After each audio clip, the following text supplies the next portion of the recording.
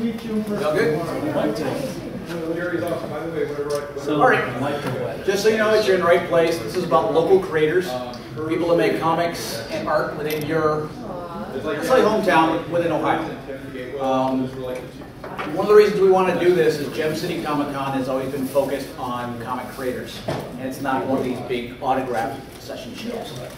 And we thought it'd be nice to actually showcase some of the people that actually make the work in this area. And in case you didn't know, Ohio is actually a very big deal in the comics industry. I mean, we all know Superman came from Cleveland, and we know the Hall of Justice is in Cincinnati, but a large percentage of comic creators actually came from Ohio. Just to name one, and there's like hundreds. Brian Bendis, you may have heard of. He wrote pretty much everything for Marvel at this point in time, but he also made a series called Jessica Jones, you may have heard of on Netflix. He created and designed that himself, and he has his own independent show, Powers. So pretty much Ohio is really well known in the comics industry, both art and drawing. So we wanted to talk about the next generation, the people you haven't met yet. First of all, I get to do the big apology. I managed to not bring a laptop, so I've got slides and you can't see them. I'm going to put these up on my website afterwards, and I'm going to put my cards up here so you can grab it and go see the slides afterwards. So you don't get to see the wonderful art that these people made, although some of them brought their books and let them hold them up. So what I'm going to do is I'm going to introduce everybody that's on the panel and tell you a little bit about what they've done. And then as I introduce each person, I'm going to ask you to tell me what inspired you to create, or how did you know you were an artist? Something that says, that was the moment it says, this is what I'm doing. So you can think about that as I introduce you. We're going to start, where's Skarekro? There's Skarekro. I'm going to go this way. You're going to be first. I'm sorry. This is the other thing about creators. We like to create. People that are artistic tend to be introverted, so we like to hide behind what we do. We don't like to sell. We don't like to market, except for we don't like to market. It's embarrassing. But we've got to, because that's, if we don't tell you about us, you're never going to find out about what we do. So, Skarekro Art, he never stops drawing. I've never seen him when he's not drawing. He draws the craziest, most hilarious cartoon images you can possibly imagine. And I can't show you it because it's really teeny and you won't be able to enjoy it. See, it's really small, you can't see it, it's not fair. So, tell us about yourself, why you're doing art, why did you create? Well, I drew to start drawing to, kind of keep myself busy from medical issues, getting in and out of the hospital, fighting cancer. So after that, started having fun, had to find something to keep me from being depressed. On that light note. and way to go, Eric. Eric writes the happy, joyful comic, Lackluster World. He writes, draws, and he's also a designer and a self-publisher. He has his own company, Narrator. In addition to Lackluster World, he's done comics called Rumspringa, which is about, isn't it, it's like Amish robots? Yeah, it's like, it's wooden robots fighting each other. Yeah. Made by Amish people. Yeah, it's crazy. It's the world's first Amish punk comic. Amish punk, there you go. He also is a web designer for Turnstile Creative in Cincinnati. So he does art for a living. He's living the dream.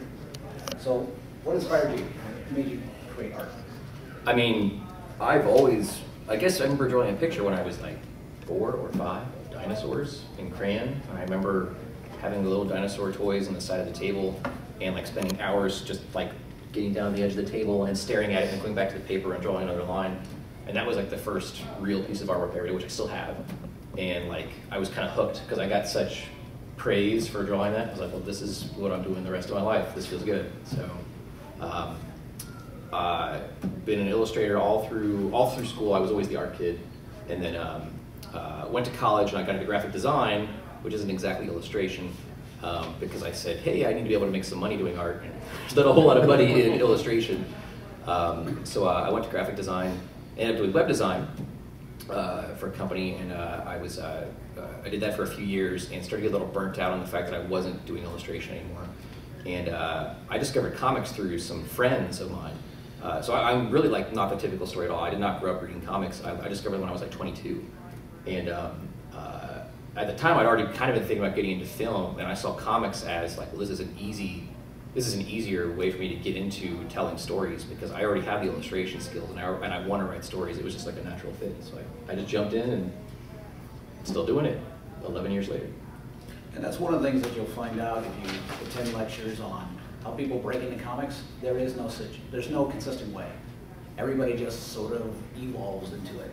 It just happens. Next we have Todd Beistel.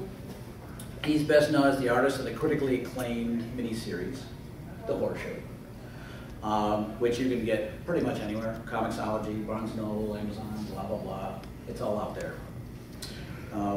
He's co-creator and artist of the ongoing webcomic, Yuri the Gypsy Hunter. And he can be found in his studio creating motivational posters done like glass art, which I'm not going to be able to show you, but he does amazing stuff. You come by his table, and you're like, how in the world did you do that? It looks like glass. No, it's just pen and ink. So, what inspired you? How did you get started? As a child, I remember drawing Batman, Spider-Man, Superman, because I was obsessed with superheroes and super friends, and I didn't really read the comics. I liked the cartoons, and at some point I outgrew it and got pulled back in 8th grade. I got wrapped up in the 1989 Batman hype and gotta go buy a comic book. I bought a Detective Comics. They were Bragful who did the artwork. And from that point on, I thought, well, I'm going to draw them. I took it pretty seriously, went to art school to be a comic book artist.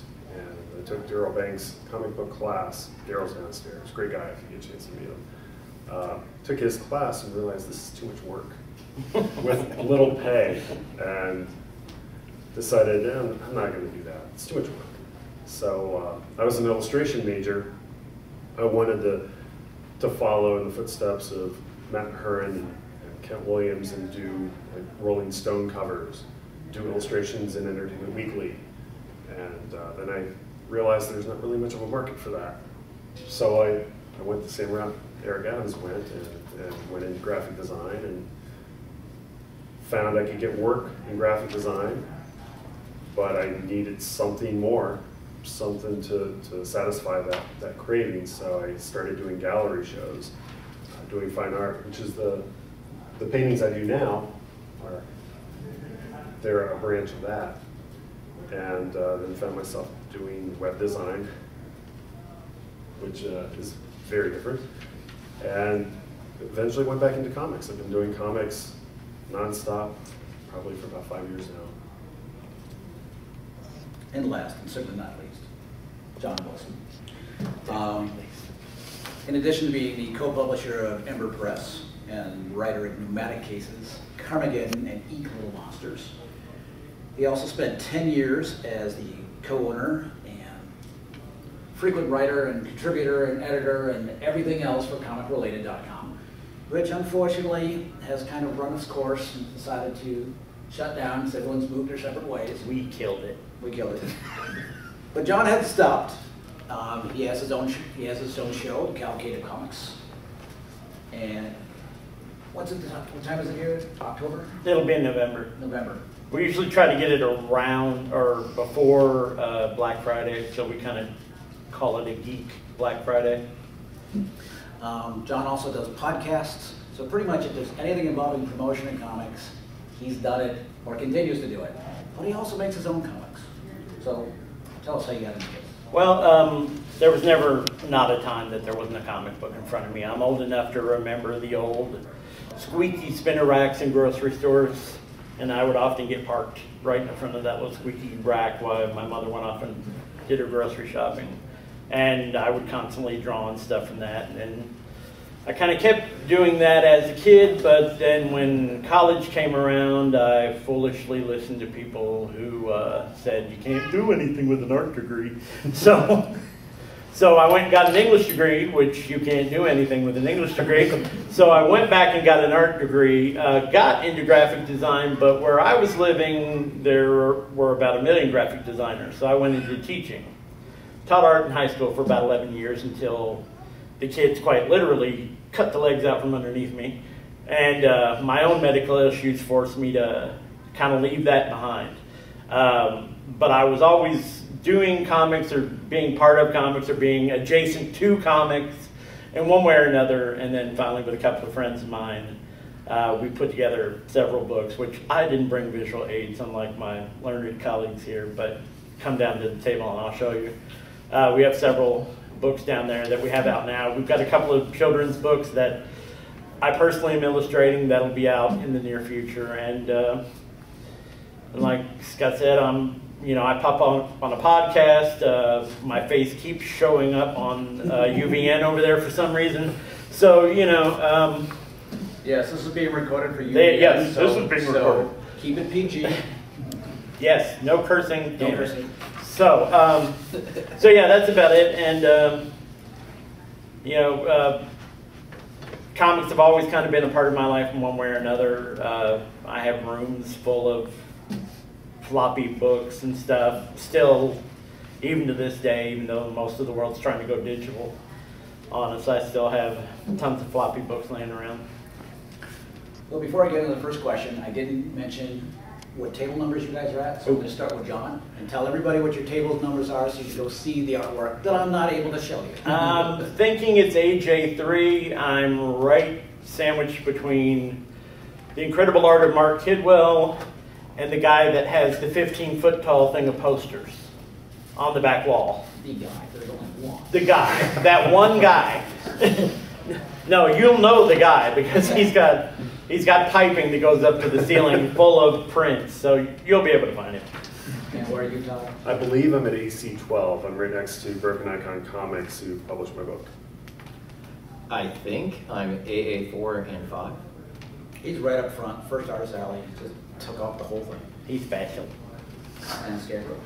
I'm not actually sure the booth number of mine, but It should be AE14 if this hasn't changed, but they moved us around a bit, so. You guys We'll aren't assume remember it's this, are you? AE14. Basically, Wagyu Artist Alley, you run. See, these are our faces.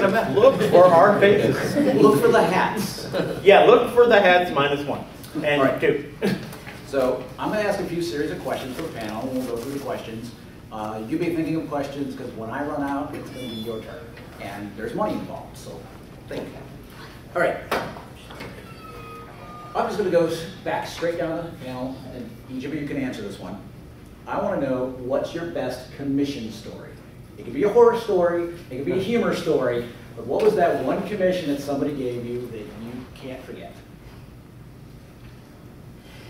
Well, a friend of mine was having a bad day, and this was actually right before I started my business, but was still drawing for commissions, and they were having a real bad day, and I asked them, I'm like, well, would you like me to draw you a picture to cheer you up? And she's like, yeah. I'm like, oh, okay, cool. Sweet little kittens, bloody violence, My Little Pony eating a Care Bear. Well, she chose the last one. And to Why my wouldn't surprise, I just said it as a joke, and apparently she ran with it, and well, people seen it, loved it, and now I'm being asked to do other weird things like that. So if you need My Little Pony eating Care Bears, you know exactly which table you are. Do you have a commission story for me? To be honest, I don't think I have much of a commission story because I don't do that many commissions. Well, even webpage horror stories? Oh, well, that's easy. All of them. Yeah, I mean, Care Bear eating I don't know if there's any one story. It's just kind of the general, like, right, well, next. just, Yeah. really. Really? I was doing a show in West Virginia, and my book is a horror-related book, and I draw zombies. So they, the convention promoters are publishers as well, and they have these exclusive books with sketch covers, and they wanted the artist that work on their books, including I, to do the sketches. And somebody came over and they wanted me to do a sketch of the facility after a zombie apocalypse. So I had to go outside, take reference shots of the convention center. And comic book artists really don't like doing backgrounds that much. We like to do the figures and the action. We don't like doing buildings all that much. That commission was buildings. It was the longest commission I've ever done. But did they like it? They loved it. Oh, there you go. And I have a story to tell, so. There you go. All right, John, what's your commission story? It's terrible. No, actually, it's really recent. I have an old friend of mine. I've known her for a long time. She really likes the dragon drawings that I used to do like 5-6 years ago. I don't even remember what they were, but she said, draw me a dragon like you used to draw. So I spent several hours of the last convention I was at drawing a dragon, which was great. It was fine, you know, and she loved it. She absolutely loved it. She had to force me to take money from her because I didn't want to charge her because, one, I don't know that it was exactly what she wanted because I don't have any of those old dragon sketches laying around anymore. And two, you know, she's no friend, and I hate charging old friends. I hate charging friends for my stuff. It's just a thing I have, which is probably why I'm not a very successful comic person. But anyway, but so then you want a commission, make friends. Yeah, make friends with me. That way you get your commission free.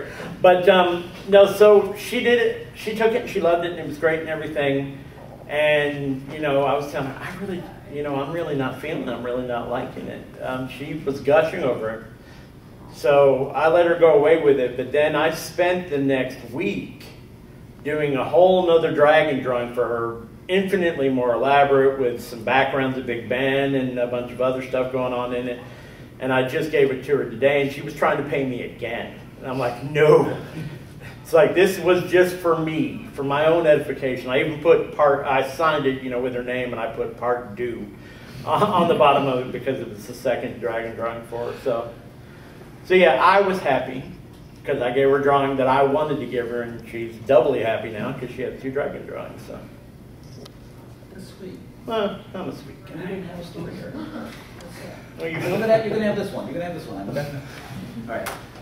We're gonna go this way, and so you get to talk twice. No, you're a little too tired. We'll go back this way. No, I don't care. All right. I never have a problem speaking, trust me. We're gonna have this way. All right. So the next one is, what are you most proud of, and why are you proud of it? Don't just say, oh, I got this great thing. What about it makes you proud? I'm actually most proud of the book I'm doing now, Pneumatic Cases, because it has been a story that has evolved for at least the last 10 years in one form or another. It started out as kind of just a writing exercise for a writing class when I was back during the English degree days. And then over time, it just evolved. It built more and more. It was a one-act stage play for a while. It started out as a novel, and then it finally became a comic book. And I've been sitting on the script for a good 5-10 years until I finally got with my partners, Brant Fowler and Lisa Moore. Brant Fowler, professional comic letterer, and Lisa Moore, professional comic colorist. Look for their work. Not that lettering will mean anything to you, but we appreciate it. But so I finally got with them, and it's finally become a comic after years and years and years of floating around in my head and floating around in various things. So I'm actually happy to that, and we have the first issue downstairs. I just turned in the script for issue 2, so hopefully that'll be popping up soon. So that's probably the most that I can think of now, anyway. I always like it when stories find their own medium. Yeah, it took a while. I mean, I'm a writer. I don't get to do the pretty pictures. But I've often found that different stories gravitate to different mediums. And so I write novels, I write comics, I write illustrated books. And certain stories find their own place where they belong. So it's interesting. I've never heard anybody else say that. So that's funny. So, Todd. I got a quick, short answer. The motivational posters are what I'm the most proud of because they're starting to pop up in certain schools and libraries. So I'm proud of that I'm able to have my art displayed where children are appreciating them, especially since I draw zombies. It's nice to be able to have children liking my stuff. Ever walk into a library and just stand next to it and wait till somebody notices? Yeah. Something like, hey, yeah, I did that. I don't know what libraries they're at, but I've had librarians buy them at shows and say, I put this in my library. It's cool. That's nice. You're like, can you write down that library for me, please? Yeah. I want to come visit. I want to come by stand it. next to it and do this. What are you most proud of here? I mean, I think my answer is a variable answer. I'm always most proud of my most recent work. And because it's the truth though. It's always like I'm most proud of my best work, and my best work is always my most recent. I'm always trying to push myself, and I'm always late to deliver things because of it. But I'm always trying to push myself to perfect things, or like that one mistake I made in that one book. This next one, I'm going to fix it. And I feel like going forward, I'm consistently challenging myself and succeeding in that. So I guess really, I'm most proud of the fact that I'm meeting my goals, not necessarily of a particular project. I thought it was going to be the dinosaur. Dinosaur thing? He doesn't I was have a pretty dinosaur. proud then. I was gonna ask, where's his dinosaur book? He's not done a dinosaur book yet. Yeah, I know. What are you most proud of? That's a hard question because I'm not going to sit here and say I'm proud of anything. I'm happy with. I try to, make a living like everybody else, but I enjoy making people smile. People who have gone through hard times, children with disabilities and whatnot, who fight every day. Yeah, I gotta eat, but to me, somebody walking away with a big smile that has gone through life difficult situations,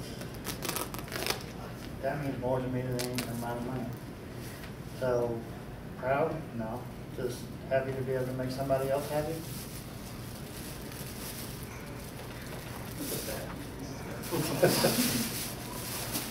All right. Sounds like a church, man. Yeah. I like my signature. Nobody else can copy. It's better you and your work. All right. This one's going to be a tough one. It's going to be the sad story. So we're going to start with you again. What's your biggest challenge in keeping your career going?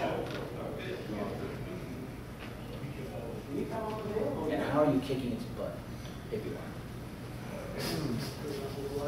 I don't know. It's up and down every day. It's kind of. I guess, so new into it. I'm not quite sure what the career is yet. I love the newfound fresh face. It's like, oh, this is easy. Just keep doing it. My biggest challenge is not saying no enough. Often, I'll get really excited about an idea and I'll want to jump into it when I shouldn't. I should probably be focusing on other ideas. Or somebody else, a friend of mine, is got even it's their own thing. I'm not working on it, but I get excited about it and I want to talk with them about it. And it's difficult for me to put on the blinders sometimes and just focus on what I'm doing. I can, but it's a challenge kind of every day. Ignore the noise and focus on the one thing I need to, like a laser. Although it is a good problem to have, it is definitely a problem. Because you like to have those collaborations, or you like to have that charged up energy. Oh yeah. But as a creator, I think they're all going to agree, the minute you have the best ideas when you're in the middle of working on something, that's when all the other ideas pop in. It's like, oh, no, go away. Put it in the file for later. I think my biggest challenge is juggling a family life with creator life, because doing comics is so demanding. It requires so much time, and I maintain a full-time job on the side, and having a wife and 2 kids, it's very difficult. Young kids too. So I mean, if they were teenagers, then they wouldn't want anything to do with me anyhow. But they're 5 and 8. So we're going to meet soon. So that's the biggest challenge, I think. Well, I think mine is kind of an augmentation of everybody's answer. It's focus. One of the reasons that we stabbed comic related in the heart until it was dead is because it was taking up so much of our individual time to do. When we all 3 of us had all these other things we need to do, and that's still a problem for me because I'm writing the comics, I'm doing my own children's book stuff, I'm writing for a toy website. So, you know, that's already 3 things when I should be focusing on one. Plus the medical issues, and Jeremy can attest to this, there are days when your brain cannot make things come out of your hand. It cannot make words come out of the keyboard or drawings come out of your fingers. You know, that just doesn't happen. So it's not like laying bricks where you just keep putting them yeah, out. it's not. I wish it was like that, but because that, you know, mindless, repetitive stuff all day long. But, you know, having to sit there and draw something that you want people to see or to write something that you would want people to read can be a struggle. You know, especially when you're hopped up on enough medication to knock out an elephant sometimes. So, you know, that's a problem. And then just the sheer number of things, you know, I tried to lessen the amount of things that I was doing so I could get focused on my own comic work. But then in doing that, I gave myself a bunch of new work too.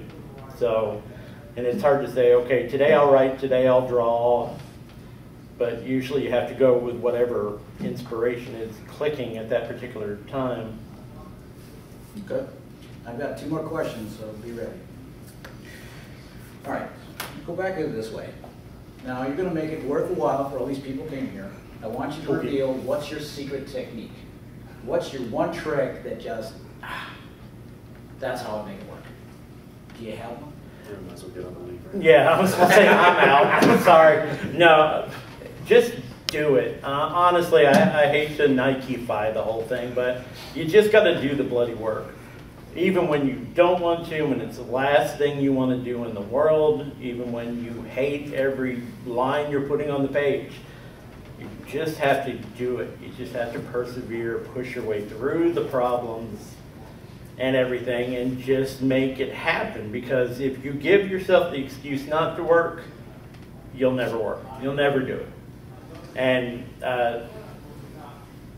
And there have been, like I said, there have been times when it's like, I don't want to do this. I don't want to think about this. I don't want to go into that particular world right now, but you have to. Otherwise, you'll never get anything done. And that's totally true. You can ask any creator. That's totally true. Yeah, you just have to do it no matter what.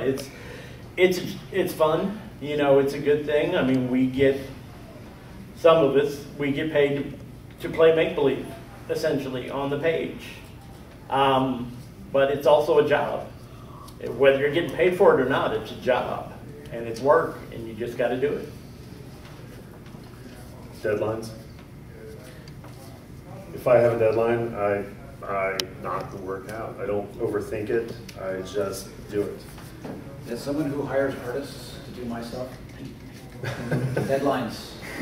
Yeah, if I wait until the last minute, then I have no other choice but to do it. If there isn't a firm deadline, then I will go through revisions after revisions after revisions because I don't like this arm. Redraw it. That arm still doesn't work. Redraw it. Oh, now the leg doesn't look good. Redraw the leg. But if I have a project due the next day, then I just do it. Do you have a secret? Yeah, don't be cautious. Just jump in, and I really try to just push everything to the extreme. And I don't mean like extreme violence and gore. I mean more like just every little piece of it. What word could you say that's more extreme than the word you're using right now? What expression on their face could you use to make it more extreme? Even if the expression is supposed to be somberness, like how can you push it that much further?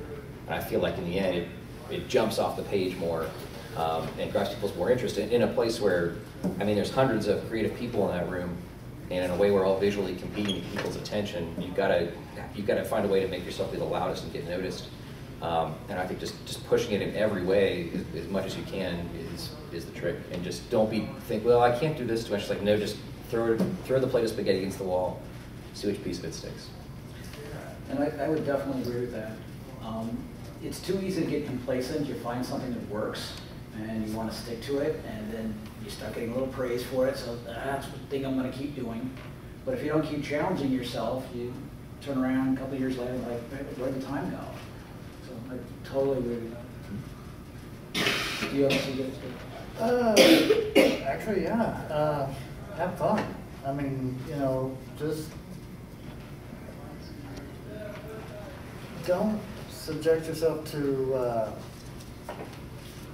barriers or limits or whatnot. You know, I take eraser, pencil, paper, anywhere I go. I've been known to quick sketch in the middle of a drive-thru or at the grocery store. I told you he drives that. I was stopped at a stoplight one time and just, oh, good idea. I was behind you. Yes. That was you?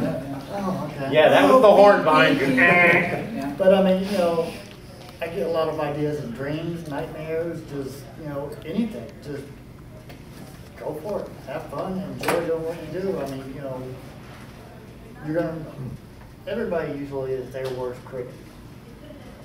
Get to the point to where you just create what you want to create and just have fun doing it. And, don't try hard. What I'm saying is just let it flow. If you try hard, then, you know, you're gonna second guess yourself and all that other stuff. If you just let it go and just enjoy and just let your your brain spill out, and you'll be noticed for you. All right, this is going to be my last question. This one just for me, because I'm curious. I've noticed most creative people that draw tend to follow into one of three categories. They tend to be designers, illustrators, or serial storytellers. Serial storytellers are people that can tell a story on the page and they keep the action moving. Illustrators are ones that can capture that beautiful moment and make the big poster. Whereas designers, they look at the art of the way everything's laid out and they don't mind being commercial, whereas the other ones hate being commercial. But this panel is unique in that they've done all of these things. It's very rare that you run into people that they usually do one or the other, and that's what they stick to. So my question for you guys is, what's the difference to you between serial and illustration or design? How do you break it down? Do you think like that? What's the differences to you?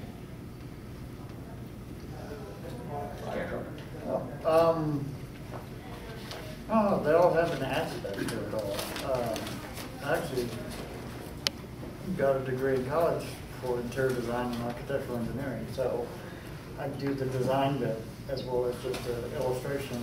And Okay. Yeah, it's fine by me. I don't know how it works. I mean, I feel like I do all those things.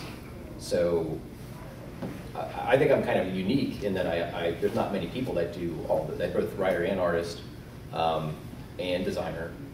So I guess you're kind of asking about the flow of those things. For me, it's just kind of, I mean, I've worked with artists, I've written and worked with, as you have, and the artist has to interpret what the writer's done. And with me, I feel like I don't need to, I mean, I'm one person, you know, I can just go right from, I don't have to finish the script, I can just jump into the art and I can go back and forth. And it's a very organic process where I can just kind of just do what I want to do and then skip over the pieces that I'm unsure about and go back and fill them in later. So I guess to answer your question is I don't know that I feel like any one of those, I kind of feel like an amalgam of all three of them. Like I said, I don't have the answer. I'm asking you. What do you think, Todd? I try to do all three, but I address them in different stages. Like the most important aspect for me is storytelling, because if you're doing comics, if they can't follow the story, then you fail your core job. So I try to work up the storytelling, and then the design kicks in, and then when I'm drawing the pictures, that's when I kick in the Illustrator. So I address them in stages. I think if I had to pick one for me, I'd say a serial storyteller, because I really hate just static prints, you know, just the cute picture print or you know, that the mass-produced sort of just image bores me to tears.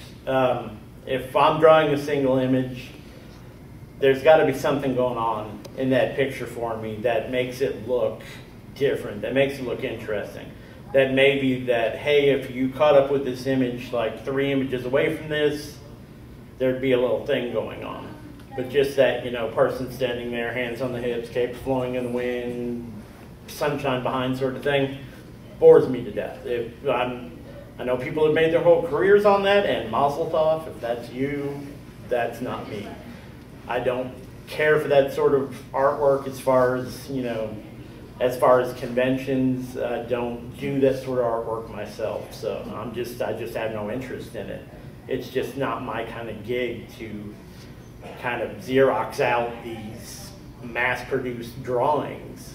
It's convenient that you're right next to the king of them. Well, no, but you don't do that, though. No, I'm talking about the guy next to me. Oh, yeah, the guy that I'm living next to this weekend, yeah, he is the king of wishful artwork, but and he's selling it a hell of a lot better than I am, that's for sure. But anyway, but yeah, it's just not my thing. I'd much rather have one single interesting drawing that has something cool going on in it than just, you know, that pretty snapshot picture. It doesn't do anything for me.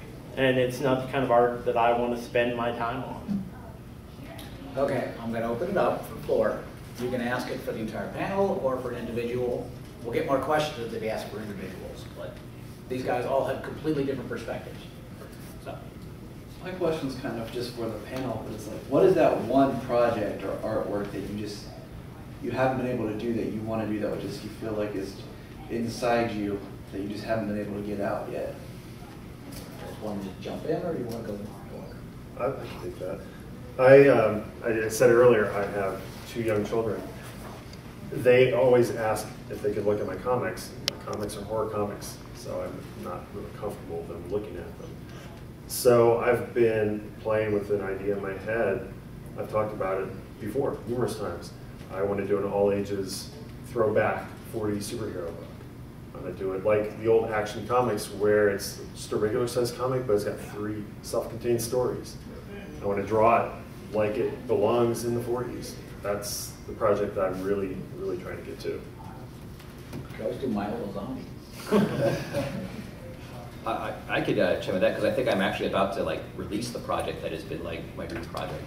I do a comic series called Lackluster World, and it's the very first comic I ever did. Was the first issue of this. It's 7 issues. It's been complete for a couple years now, and I had a really successful Kickstarter last year to collect it into a hardcover book. And I'm late in delivery of it, but I'm nearly done. But it's kind of from day one where I began doing comics, it was to release that book in the I could kill you with this kind of object. Big, giant, heavy book that could murder someone.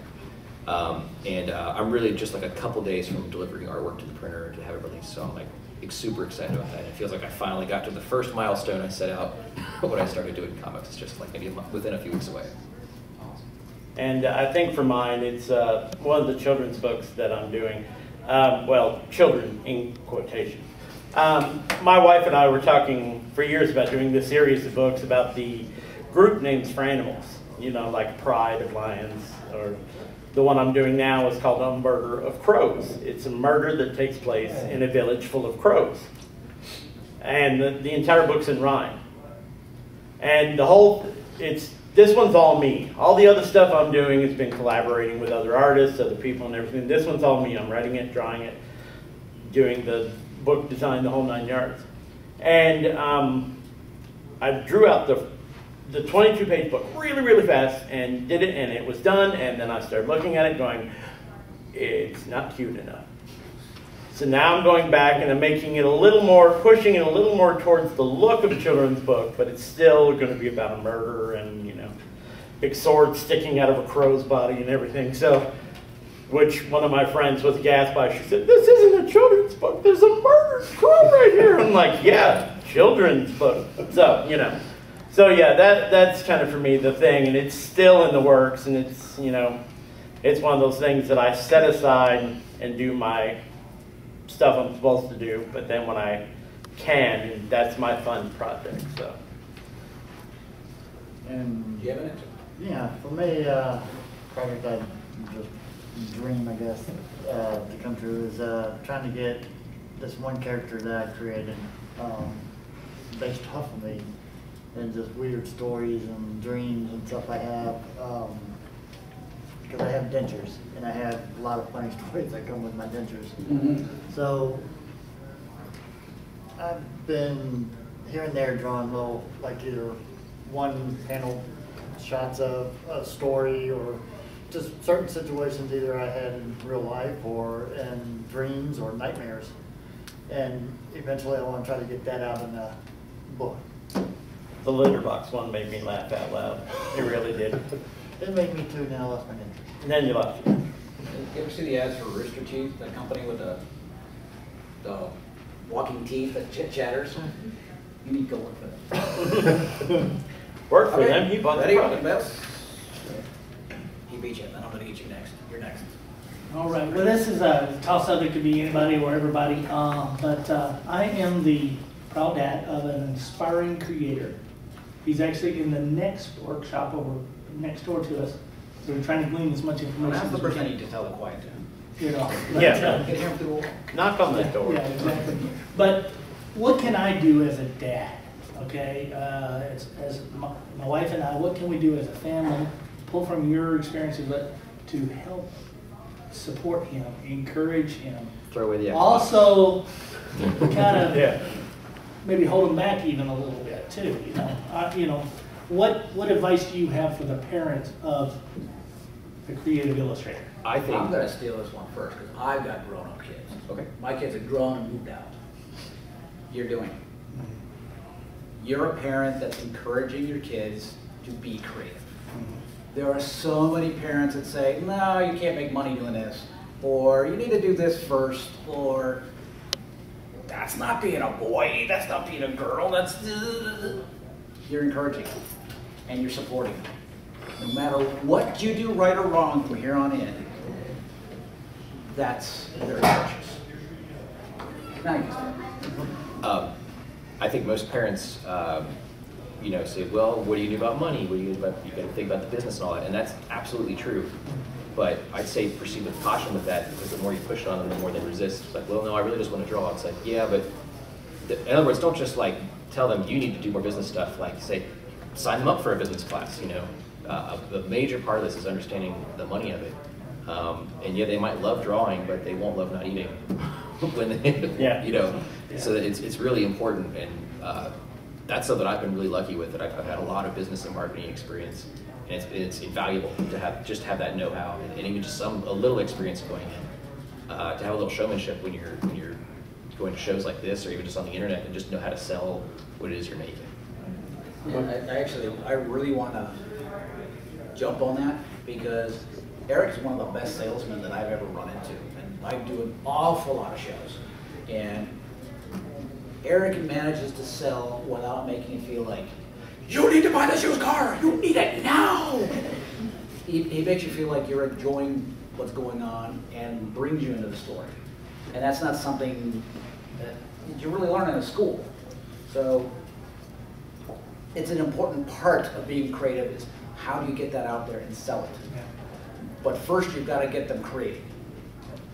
Now you see. My parents, I think, did a really good job with me when they found out that I wanted to draw, I wanted to do comics. They encouraged me, they were very supportive. They helped me find an art school that I liked, and they said, okay, just do that, but make sure you have a backup plan, because it is a dream, and a lot of people try and fail to achieve it. So they said, just make sure that you have something that you can fall back on, but pursue your dream. And my mother, she kept pushing that I took a marketing class, just like Eric said. Take a marketing class, because you need to market yourself. You could pay an agency to market you, or you can do it yourself. And the marketing background led me into graphic design. But don't push too hard. So That's the balance. Yeah, and my thing is resources, and more resources. There are tons of things out there. YouTube is full of people teaching you how to draw. There's no reason for you to ever walk into a store and not immediately head to the pen section and see what new pens are out, and give the kid pens to play with, and pencils to play with, and paper, and just stuff, all sorts of stuff that they can get their hands on. And and you brought him to things like this, and take him around to artists and let him or her look at the art and ask the artist about the stuff, and just keep doing that and keep filling them with resources. Because how old? He's 17. He's Well, a sophomore, finishing his sophomore year of high a school. little older, but you know, kids really pick up on that thing, that if they see you like something and they see you really care about something, especially if it's something that they really like, they'll pick up. They'll pick up on that, and they'll pick up, hey, he likes this, he's given me all these opportunities to do stuff, I need to do this. And just, you know, keep doing it. And there are tons of places out there. There's some really, really great art schools, depending on what kind of thing he wants. And you know, 98% of them will help you out as far as getting a kid, especially a kid with talent, in there. And I don't know if he's done contests or anything, but get him to get into these contests. Get him to get into that feeling of having his work looked at by people who look at work critically. And let him see that, and let him know how that feels to maybe have someone, you know, look at it and say, well, this is good, but you could do this. You know, and but then also teach him to not let that stuff rip him apart. You know, it's like the best advice I ever got from an actual DC editor was, take the advice you could use, throw the rest of it out. Okay. You know. We'll give one last question in, because we're running out of time, so go for it. Okay. When you guys were kids, when you had nothing to do, would you make stories and draw pictures? Oh yeah. Every All the single day. Constantly. Yeah, constantly. Any paper you could get a hold of, typing paper. Like I said, when I started out little, like very little, I would trace pictures out of comic books. And then once I got to a certain point, I would like pull the paper over here, comic book would be over there, I would draw from the comic book. Draw like some aspect of, like if you look at the whole big page, I would take like 1/3 of it. And that's what I would draw big on the next thing, and just keep doing that. And then you eventually push the comic book over here and you're drawing your own thing, and you just keep doing that. And that's the best way to do it, is just get, you know, just keep working at it. Make it a daily thing. If you draw every single day of your life, you have to get better. There's no other way. I mean, just by sheer repetition, you'll improve as an artist, which is how probably most of us did it. It was just we kept doing it, kept improving, kept redrawing that leg, you know, until we got it the way we wanted it. When I do writing classes and teaching kids how to make comics, I say, I know all of you know stories. I go, I don't know how to do a story. It says, have you ever taken action figures and set them up and and had them do stuff? You're telling a story. Now all you got to do is set them up and sit there and sketch. And all of a sudden you're telling a comic book. So it's exactly that. Those skills translate on. Yeah, and even if you're just writing, I mean, you know how to write a story. Everybody knows how to go, once upon a time, blah, blah, blah, blah, blah. But learning the process of breaking that down into a comic book. Panel 1, page 1, the knight rides across the bridge and it collapses out from underneath him. Panel 2, horse falls down, knight grabs hold of something, you know, so on and so on. To tell the comics page, to kind of build that out, it's just a matter of learning the process. And the process really, for writing, it's not that hard, really. There's a definite 1, 2, 3, well, preface that. The process isn't hard. Doing it can be hard, but the process is very much a 1, 2, 3 beat. Panel 1, page 1, this happens, this person said that. Panel 2, continue on, all the way through the book. Now, to keep the energy up and the interest up, that's where the hard part comes, you know, and you want to make it interesting for the reader. But the process of writing a comics page, you can teach somebody that in 5 seconds. That's not that hard. But doing a good comic book, that's a different story. We're almost out of time. Anybody else have any comments? To answer that question? And I also had to add this. I get my ideas from nightmares and dreams too. Mostly from YouTube videos. That's your karmic buddy right down there at the end there. I gleaned a lot of your guys. Thank you so much, because a lot of stuff that I actually didn't even think about. Tomorrow at 1 o'clock, I'm doing a panel on creators that make comics just for kids. So if you want a different perspective on this, it'll be 1 o'clock, probably in this room. And you guys want to remind everyone where your table's at real quick so they go get your stuff. You're on the floor. He's there. He's somewhere. 84 King, I have a bunch of crows, can't miss it. Can't miss it.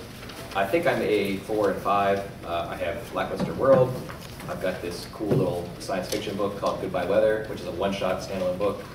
Another standalone book called Rumspringa. This is the world's first Amish punk story we were talking about. And I have Pecking Order, which is what I call a dystopian sitcom. It's also a one-shot book. All three of these are fairly new and my hot items right now, so come by my table and check them out. I believe I'm an AC-12. My publishers next door, they're going to have my book, Trade for Show. My table is mostly prints, and I'm doing commissions all weekend. And I think I said mine was AJ3. It's against the wall. Look for Mark Kidwell. Really good art, and then look to your left. That's me. And I've got Last Ever Press stuff, which is Pneumatic Cases Issue 1. Fireside Tales, which is an anthology with 3 different stories, which is a kid-friendly book. And our most recent edition called Fairy Stories, done by my studio partner Lisa Moore, which is exactly what it sounds like. It's a fairy story. So come check those out. And also have some drawings and stuff you're welcome to look at. And come see me, and I have some resources for you. Because We'll be there.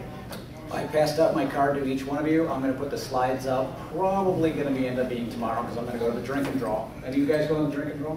Probably. I can't tonight. Great ad. I'm probably going to put the slides up. If not tonight, they'll be up there tomorrow, and I'm going to include their websites in addition to the slides. So if you want to go check out their art, you can go right there. Thank you very much for coming. Thanks.